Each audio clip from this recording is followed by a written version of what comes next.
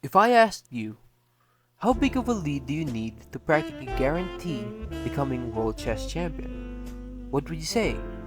Some would say that having a single lead is enough to win, since you essentially just need to push for a draw for the rest of the match, and you'd win. Some would say that the 3-0 lead Magnus had against Nepo in 2021 was a huge enough lead to unofficially crown him world champion, even before the final game was finished.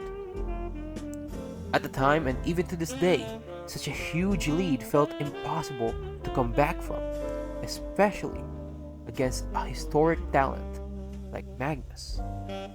So, if a 3-0 lead is essentially impossible to come back from, what about a 5-0 lead?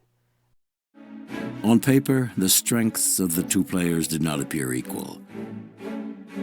Karpov was backed by the Soviet Chess Federation president Vitaly Sevastyanov, cosmonaut, best man at his wedding, and one of the great Soviet masters. Kasparov did have Aliyev's support, but with a reduced team of coaches. Karpov, better prepared, completely dominated the first part of the match and quickly took the lead, 4-0.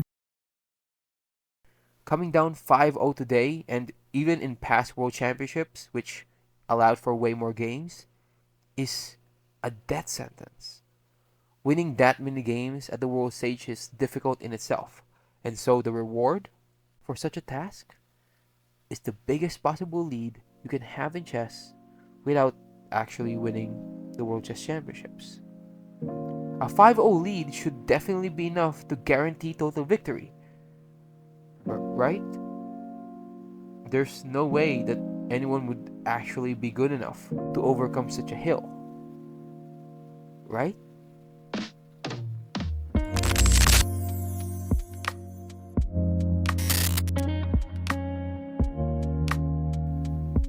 It's September 10, 1984. Garry Kasparov sets out to be the youngest world chess champion in the near 100-year history of chess at the ripe young age of 21, as he faces at the time the best player in the world, Anatoly Karpov.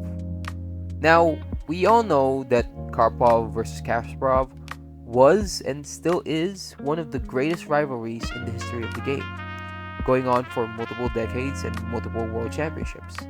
And believe it or not, it all started all the way back in their first world championship. Now, some say that a true rivalry doesn't start until both players have at least one win against each other, meaning this infamous rivalry didn't begin in game 1, for the obvious fact that Kasparov was the young underdog coming in, and that it also ended in a draw. But it also didn't start with the second game, or the third, or the 4th, 5th, 6th, 10th, 17th, 25th, 31st. No, it all started when Kasparov finally got his first win against Karpov in game 32.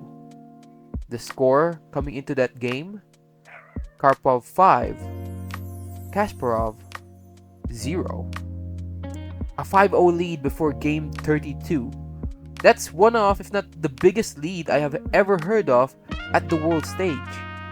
A lead this big is simply outstanding, and not something that's even practically possible in today's era. There's absolutely no way you could lose with such a huge head start. Kasparov's strategy of gaining time and playing games to a tie began to bear fruit. Like a boxer on the ropes, he protected himself and let the champion slowly wear himself out.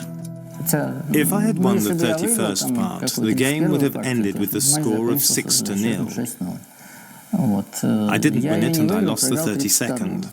As you say in soccer, you score a goal or you let in a goal.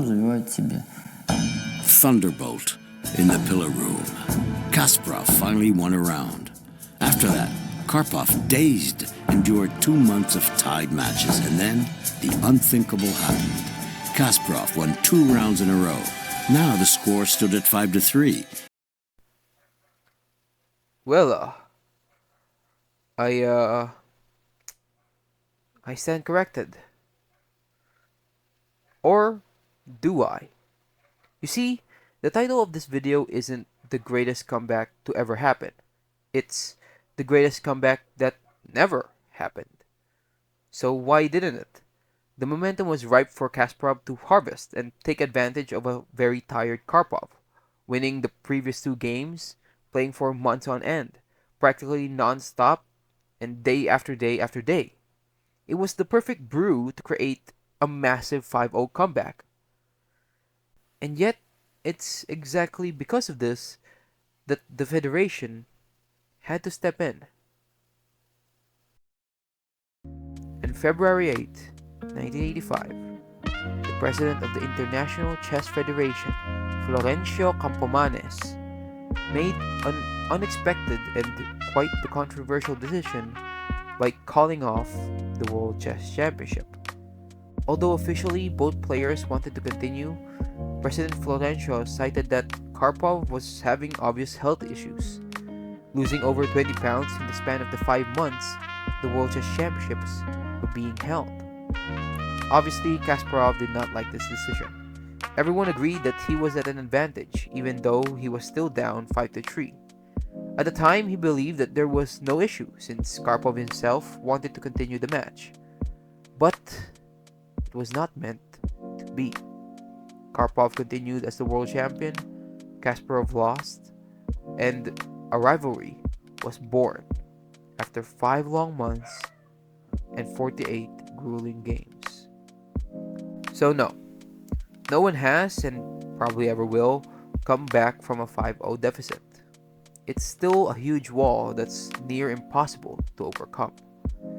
But it's times like these that can really make you wonder, what if the match was never called off? Would Karpov have won anyways? Or would Kasparov have pulled off the impossible and become, at the time, the youngest world champion in chess history? Hope you guys enjoyed. I'll see you next time.